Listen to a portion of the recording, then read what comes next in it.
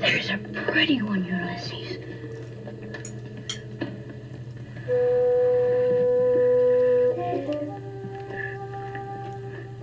There it is.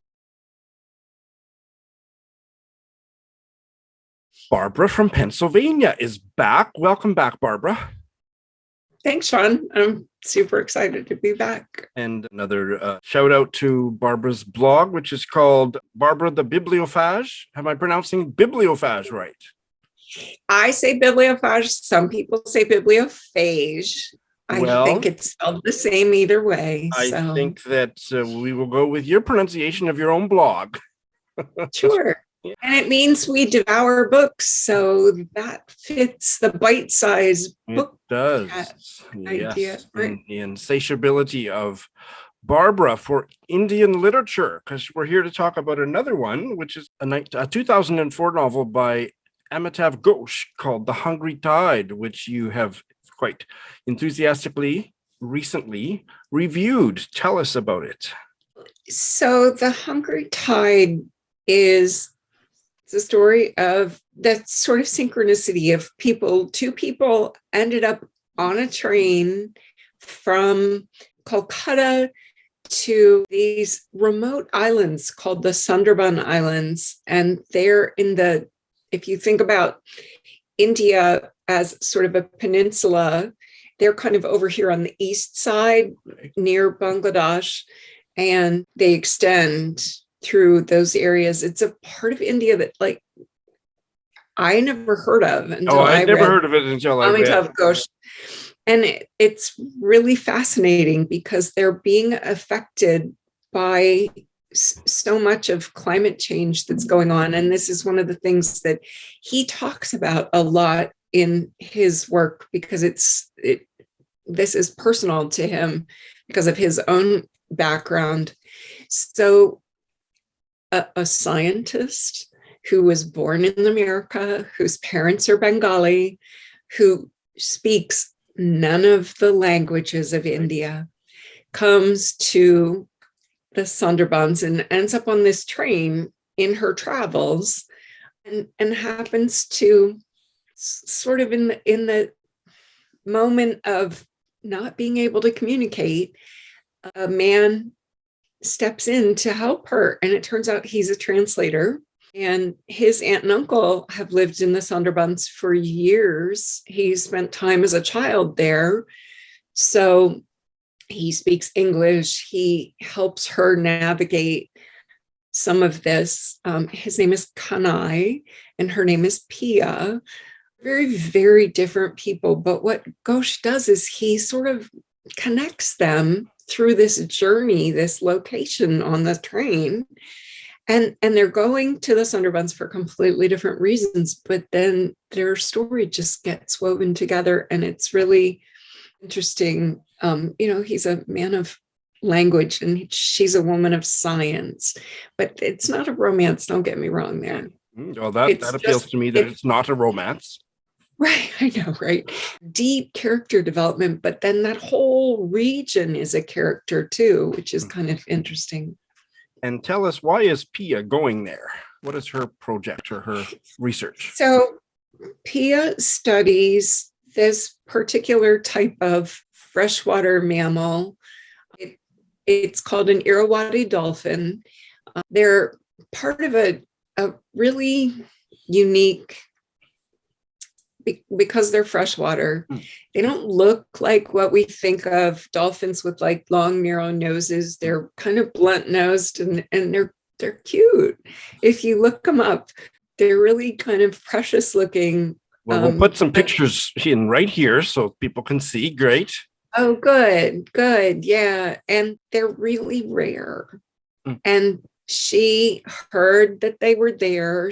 She started to reach out. She had to get all these permits from the Indian government to come and do the research, but she didn't really actually know where they were.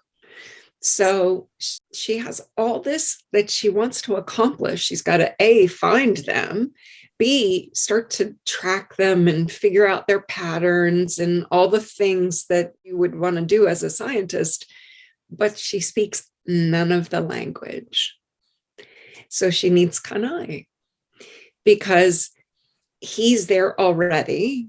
He speaks the language, but he's not a scientist. Right. You know? So it was fortuitous that they met on the train because she had not made any Yeah. arrangements for any translation. Right. She And was kind of going flying by the seat of her pants. Right. So she's young, but she's not like a 21-year-old young. She's like in her sort of, my sense was sort of mid to late 30s. She's been doing this research in a variety of places around the globe. And as much as she's been all these places, she's much more connected to her research subjects than she is to people. Okay. She's not used to being part of a community or she's not real good at reading the nuances of people's personalities. And that's what Kanai is all about. They're a good team. Mm-hmm. And I believe there's one more fairly central character, which is Kanai's aunt. Yeah, Nilima. She's really interesting.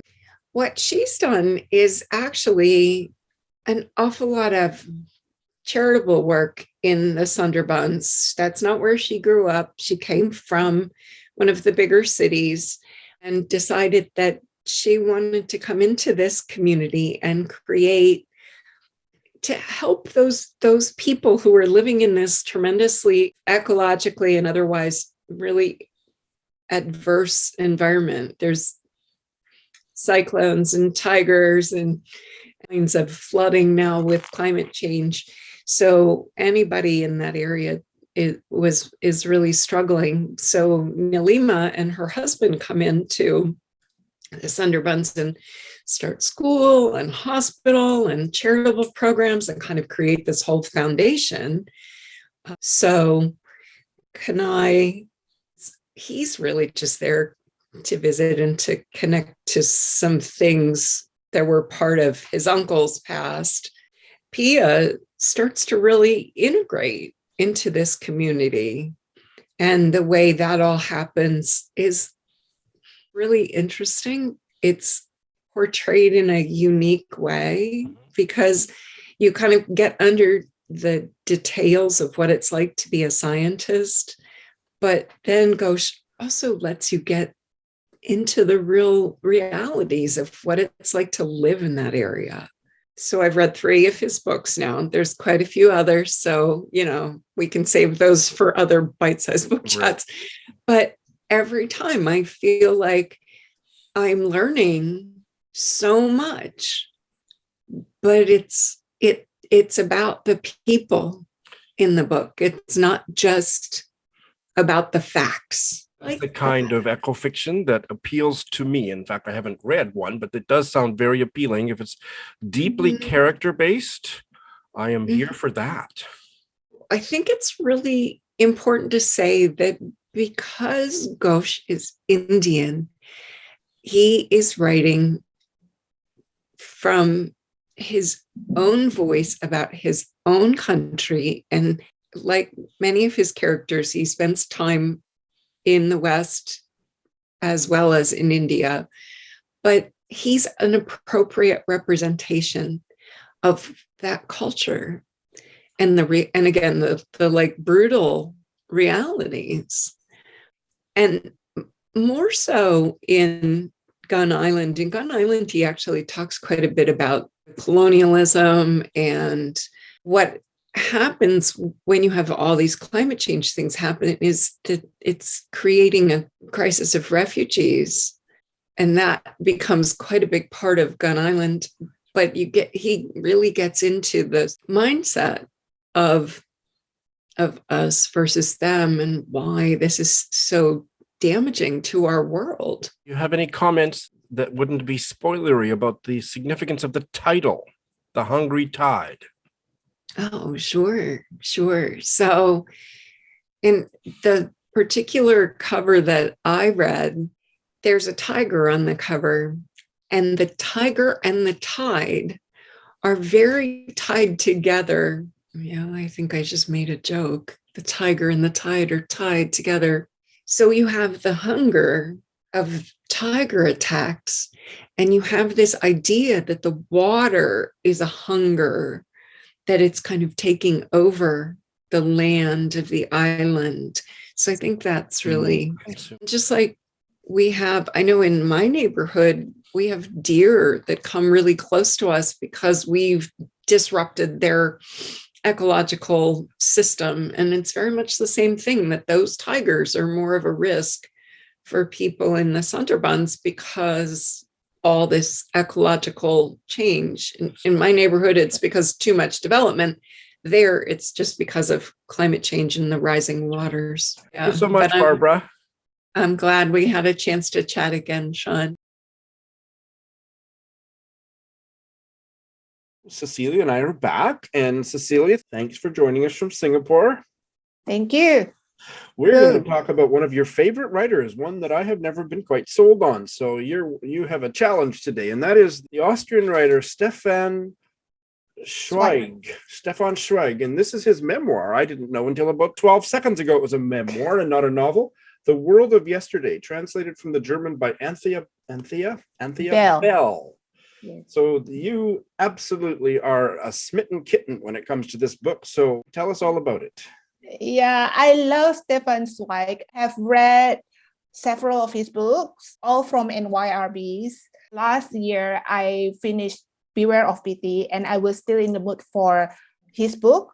So I decided to pick up this one, his memoir. And the translation by Anthea Bell is excellent. She also translated Beware of Pity, and the work is just perfect. Zweig he's just like a poor, tortured soul, I think, because he was born in the late of 19th century. So when he grew up, he had to experience the First World War and then the Second World War. And then at the end, he couldn't take it anymore, and he committed suicide with his wife. Both of them committed suicide. It was a shame because Austria in the 19th century was just amazing. It's very rich with authors and culturally rich, basically. And Zweig wrote in this the first few chapters of how he and his childhood friends encourage each other how to improve themselves to be a writer, artist, whatever. And they have like a very big network, a giant network. And they met up in cafes to discuss the work of arts, poetry, novels, and everything. And I got to know names like Thomas Mann and Arthur Schnitzler. They're all... I don't know how to pronounce his name, but I know who you mean. Yeah, yeah, they were all his friends. So can you imagine, right? All these great authors, like they gather in a cafe or came for a visit to Zweig's home and just discuss their works. Do those other writers come alive on the page? Do you get a real sense of them as people? Yes. Yeah. Yes. So this is the exciting part about his memoir. It's not about just his life, but about the society, the cultural society in that era. So he really reflected how Austria actually bloomed at that time and had to be distracted by the war. And this is a shame. It's not only Austria, it's because he was jumping around. He lived in London and he lived in Paris. So he was so familiar with the areas, and he had to see how the war, ruined all these places. Was this, in fact, his last book? Yes. This and the chess story. And so it's a portrait of a world that no longer existed by the time he wrote it. Yes. That was all destroyed during the war. All destroyed there. And the synopsis talks about how it's also a warning. How we have to learn from the history and don't repeat it. Right. Yeah, he literally just said that, look, this is like what we had in the past. We were so rich with all these authors and all the artworks. And because of the two wars, and then we had nothing. Does he chronicle how it all disappeared? Does he get into the wartime and the disintegration of this society and culture? He does. Yeah, like for example, he actually had this expensive hobby of collecting the original manuscript. So like Mozart's musical manuscript and just all the originals, like from famous author, famous musicians, and he was actually trading it. He would just sell those that he didn't want to have anymore, and he would collect another more expensive one. And due to the war, he had to go to the US, and then eventually he was in Brazil last. And he said, all those manuscripts are all gone. It's like, I lost all my possessions, like they're no more mine. And that is really sad. The thing about Zweig, do you know that he was a neighbor of a Hitler? I did not know that. Yeah. Talk about a neighbor from hell. Yeah, and then it's like, oh my God. So he noticed the movement of these young militaries around this Hitler's neighborhood. So he kind of expected that something is going to happen. And it's true enough, it happened. And he had to escape and abandon everything, including his family in Austria. And I think luckily or not luckily, his mom passed away before he left Austria for good.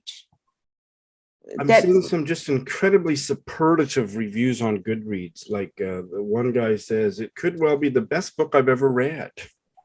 So yeah, it's an impactful book. Because it's so relevant, right? This, especially now we have this Ukrainian conflict. And even in this modern era, we still have a war happening on Earth. That is crazy. Like people don't seem to learn from the history. Yep. And what Zweig is trying to say is basically, please, don't do this anymore. Just stop the whole thing and let's just live with each other peacefully. Now, you're a big Zweig fan. Would you recommend starting with this, or should I start with one of his novels first and work my way up to this? I think you should start with the novels first. And which one do you suggest I start with? I have read a novella by him, and I don't know if it was the translation or what, but I mean, I liked it, but I was a little bit underwhelmed by it, but it's maybe not one of his most famous ones. Just a sec here. Letter from an Unknown Woman. Okay. I haven't read that. Give it 4 stars. So, I mean, it didn't, I don't remember anything about it now. Yeah. I think it might have been a different translator. So which one should I read next before I get to this memoir? I think you should read the chess story. It's only 80 pages. Even if I'm not the slightest bit interested in chess, I should read that one? Yes. It's not just about chess. It's a psychological novel. Okay. And I see it's been published in English under several titles. One is Chess Story, the other is Chess, the other is The Royal Game. Yes. So, Sisilia, I was skeptical and you've totally sold me. Well done. Yay.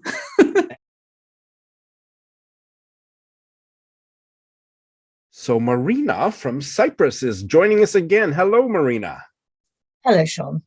Lovely to see you again. Lovely to see you. And you're telling me that it's pretty cold there compared to what it is in Tokyo on March 17th. I'm pretty cold compared to what we're used to in Cyprus at this time of the year. Unseasonably cold. Yes. We are here to talk about a book that when it was reprinted, I think last year by NYRB Books, there was such buzz about it on Bookish Twitter, and I didn't really investigate it very much at the time, but I couldn't quite understand why everybody was so excited about it. And now that you and I have had a little preliminary chat about it, I'm quite intrigued by it. It is called Malicroix, and it is by the French author Henri Bosco, translated from the French by Joyce Zonana and originally published in French in 1948. Please tell us about this book, Marina. Right. Well, it's a book that tells the story of a young man, about 25, I think. We see him growing up with his extended family because his parents had died in a sort of temperate part of France. He's very much bourgeois. His family are loving, they're gentle people, nothing imaginative or wild about them. And one day he gets a letter that informs him that he has inherited this property in a wild, untamed part of the Camargue from an uncle through his mother's family. And apparently this family, the Malicroix, as they're called, are all subject to passions, untamed, wild, have dark secrets, the opposite of what he is. What he knows, the world that he knows, where the whole course of his life is almost predetermined, is completely different. And in fact, his family advised him, well, you'd better sell it. And he, in spite of their advice, he decides to go and find out about it on his own. So he travels there.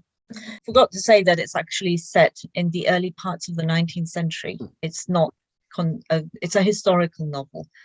So he travels by carriage to get to this desolate part, barren landscape. So he gets there, he's met by almost no one, and he gets ferried across the river to this island.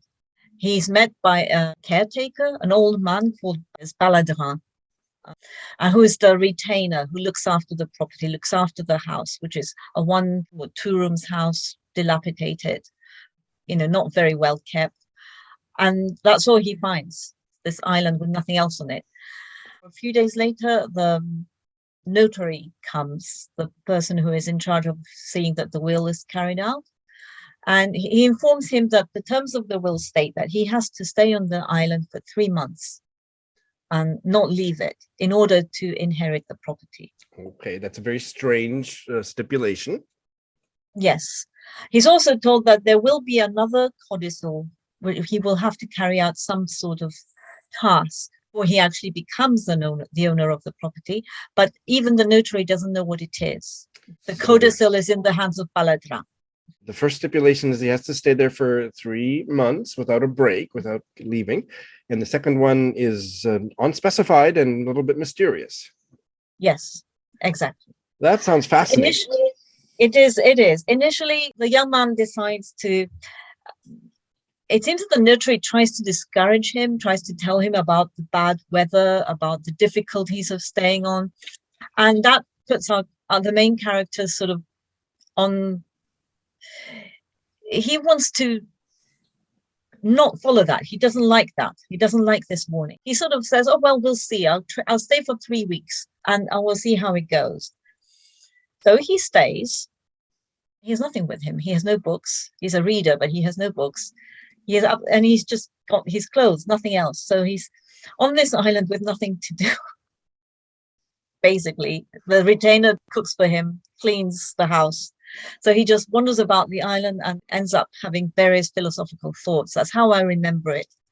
That's, for me, the weakest part in one sense, because I didn't enjoy reading the philosophy part. I don't enjoy philosophy. No, I don't but either. On the other hand, I would imagine anyone who is on his own for 2 months or 3 months with no one to speak to will end up thinking a lot of nonsense. Maybe that's the origin story for all philosophy. So all nonsense. The criticism that sometimes it comes across as these philosophical musings are a bit silly. Maybe they can easily be explained as well. I mean, he is a young man with hardly any experience behind him, left on his own, and that's how it turns out. The writing is dense and very descriptive and very atmospheric. And that is the strong point. The atmosphere is just perfect. The weather, the nature, the river, which is another character in the whole story. Because he's actually living in this region, which you pronounce it correctly. What is it? The Camargue. And the property is on an island in the Rhone River. Mm-hmm. Yeah. Yes. You're not big into philosophy, or you didn't really appreciate the philosophy, and I'm not. I hate philosophy. I think it's so stupid. So that's the part now that you've reminded me. That's what I heard about the book that made me think I didn't want to read it. But if it was I ignored it. I read it and didn't take it seriously. It was still a 5-star read for you, so that's very encouraging. Not only that, but when I stopped reading it, I wanted to start immediately rereading it. I didn't want it to end. was thinking, why is that? Why do I want to go straight back in? And I think it was because it was so strong an atmosphere. Because it's a Gothic at the end of the day. He built a sense of menace. There's nothing supernatural about it, but he builds it up very slowly, very, very slowly. And it's beautifully done. And the characters are all very, very well presented as well. The young man who inherits, Baladran, the retainer, the notary who's very sinister and mysterious, because you wonder why does he want this man not to inherit? That is a strong recommendation. Marina, thank you so much. Paul from Denver is back, and he's from Denver, but I don't know anything about him in Denver. What I know him as being in is the Mooks and the Gripes podcast, which is one of the very best bookish podcasts out there. Paul, welcome back. Thank you so much. Thanks for having me. I'm excited to be back, and I appreciate the kind words. You're here to talk about a very different book than the two that we have discussed previously, which is great. It's called The Sound of a Wild Snail Eating by Elisabeth Tova Bailey. Tell us about it. Yeah, well, it kind of first came on my radar. I used to be part of an online kind of book forum called Palimpsest. It was out of the UK. And somewhere in some of those conversations, somebody brought this up and said what a great book it was. And so it sounded intriguing. And so, I picked up a copy, and I recently reread it after about 10 years. And I think it just solidified it as one of my favorite books. It's just delightful. To give you a brief synopsis, at the age of 34, the narrator takes a trip to Europe.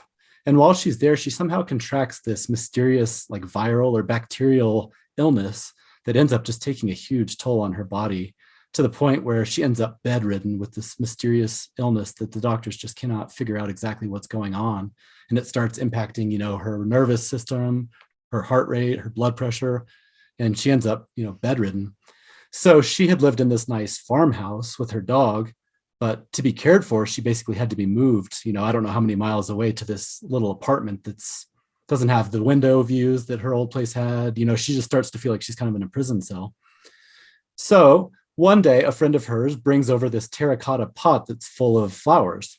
And there's a little passenger aboard that they don't know about. And it turns out there's this little snail who is also in the pot there.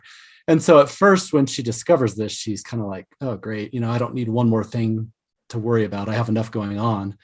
But very quickly, she starts to keep an eye on this snail and starts to kind of view it as a companion. I mean, she starts to really notice its day in and day out habits and its movements.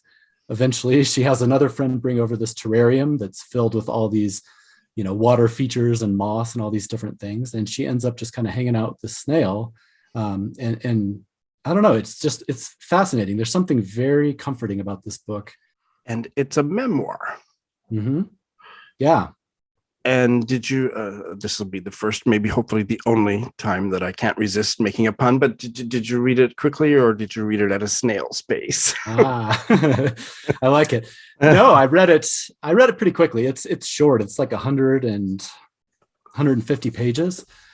So it's a quick read, but at the same time, it's a very quiet and calm read. And so it's not like the page turner. But I don't know, it's compelling. Would you say meditative? It has a meditative, and that is actually what was going on for her. Was it this acclimatizing, or just focusing her attention so deeply on this snail? Was it a kind of a meditative experience or a healing experience? I think both of those things. I think very therapeutic. Like I said, at first she didn't really know, but she literally, for her, it was a huge effort to simply turn over in bed. Right. So she would turn over and just be facing this terrarium and just watching the snail go about his business. And there's this one really delightful scene where she's sitting there in the middle of the night, and all of a sudden she hears this like rasping sound, and she can't figure out what it is. Turns out it's the little snail's teeth as it's eating through a leaf or a petal or something like that. And so it's just really fascinating. One of the things I liked so much about it is I'm a big fan of nature writing. Yes.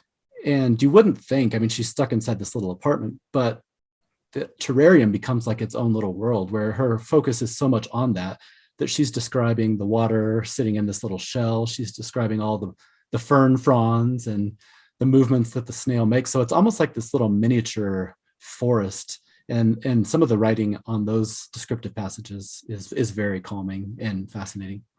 Now, I don't think I know everything about your reading taste, but I think I know your reading taste well enough that it's safe for me to assume that this is not too woo-woo, No, No. not at all. In fact, it's very much rooted in a lot of science. It's interesting because she does quote everything philosophers. She has like Mary Oliver. She quotes poets in there talking about snails, because as she starts to get more fascinated by this snail, another thing that happens is she starts to have friends bring her scientific books about snails, ancient texts, newer texts, and she starts to dig through and she starts to study the anatomy, the love lives of snails, how intelligent are they? And so those sections, actually, it's not a dry textbook style of science writing, but man, it is really fascinating. There's this one section where she talks about how snails can, if there's going to be a hard winter ahead or a tough time where they don't have any water, they basically seal themselves inside of their shells and they can just hang out for months at a time in a hibernative state. And I felt like there was a lot of metaphor going on with kind of that connection, which is what she's seeing in the snail, of this idea of taking some time to yourself, to protect yourself before you can hopefully emerge back out into the world again. It just sounds like quite an apt metaphor.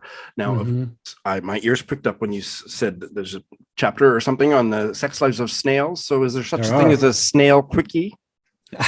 Well, she talks about how they will like make these long journeys to see each other over garden walls. You know, to us, it's a little wall. To them, it's like climbing a mountain. So I think there's definitely a strong drive there.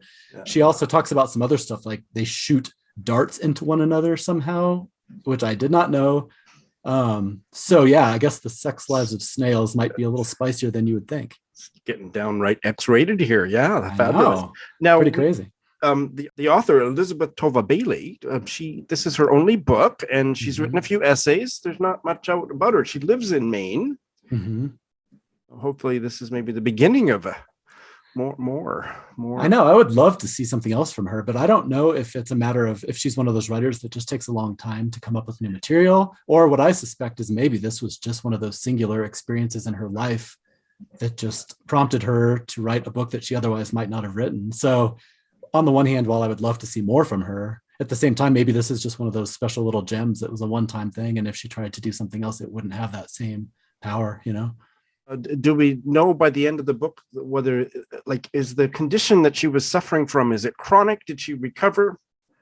Yeah, it does go into it a little bit. She recovers to some degree. I mean, I guess it's not really the kind of book that you can spoil. So, I mean, yeah, to some degree she does. She moves back to her home, but from what I gather at the end of the book and the little bit I've been able to find since then, I mean, I think it is somewhat of a chronic illness where she's doing much better than this, but still it's going to be one of those things that's going to stick with her. So I can't help but mention this book of short stories from Japan that I recently read. It's called The Paper Door and Other Stories by Naoya Shiga, translated from the Japanese by Lane Dunlop. And I think you can get a copy on archive.org, but otherwise it's not in print, which is a shame because this is one of the best short story collections I've ever read coming out of Japan.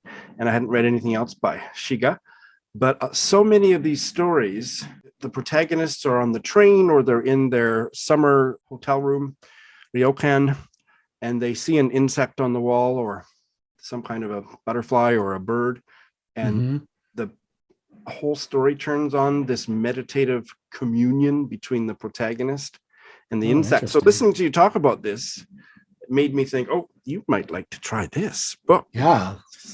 Similar. Absolutely. Yeah, no, there's something about that. I don't know if you know Robert Macfarlane, but he wrote a book called The Wild Places. And in this book, he's going on tops of mountains. He's crossing frozen rivers. He's doing all this adventurous stuff. But there's a chapter at the very end that's my favorite, where it's all about him discovering nature in his own backyard. And he'll find some little corner of his yard and just spend hours studying that. And to me, there's something very fascinating. So many of us live in cities, or we don't necessarily get away all the time to these exotic, beautiful places. But I really like that idea of bird watching or just whatever. Like there's ways to connect with nature that don't always have to involve, a 7-day trek or something like that. Paul, thank you so much. Thank you, Sean. I really enjoyed it. Delighted to have you back on anytime.